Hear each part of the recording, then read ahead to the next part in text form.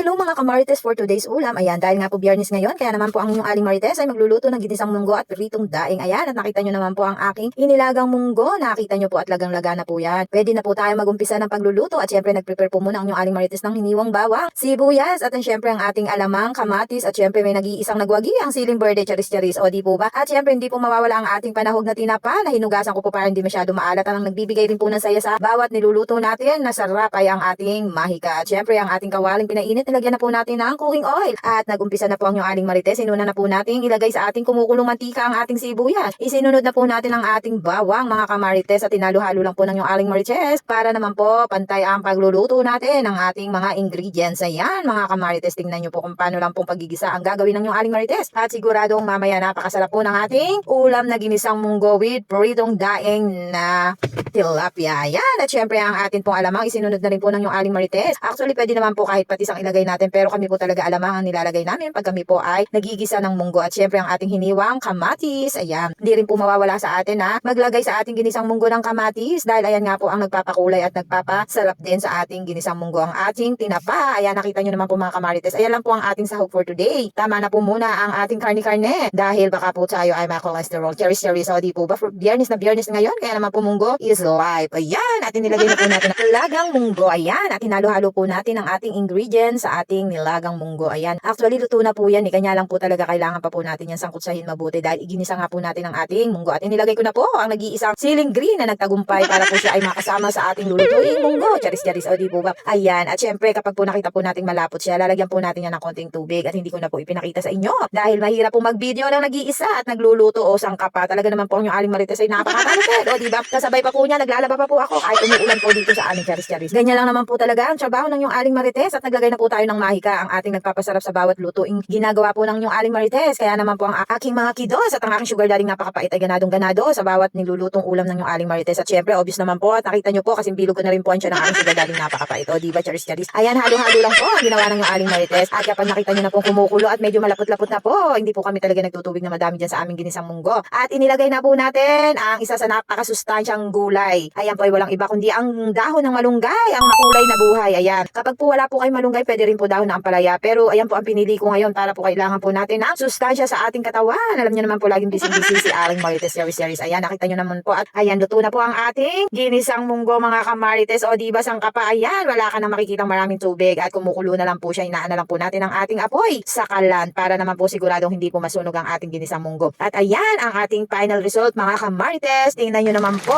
at ayan ay lutong-luto na, my gosh. O diba sangka pa talaga naman, wala ka nang hahanapin pa. At ayan, isinunod po natin ang ating daing na tilapia. Ayan, nabili lang po ng yung aling Marites sa dumadaan. Kaya naman po ayan, ipinartner po natin sa ating ulam ngayong pananghalian at siguradong napakasarap po niyan. At busog na naman po ang tiyan ng yung aling Marites na tumatalbog-talbog sa bilog. Thank you mga kamarites. Huwag po kayong magsasawa manood ng aking mga pinopost na videos. Bye!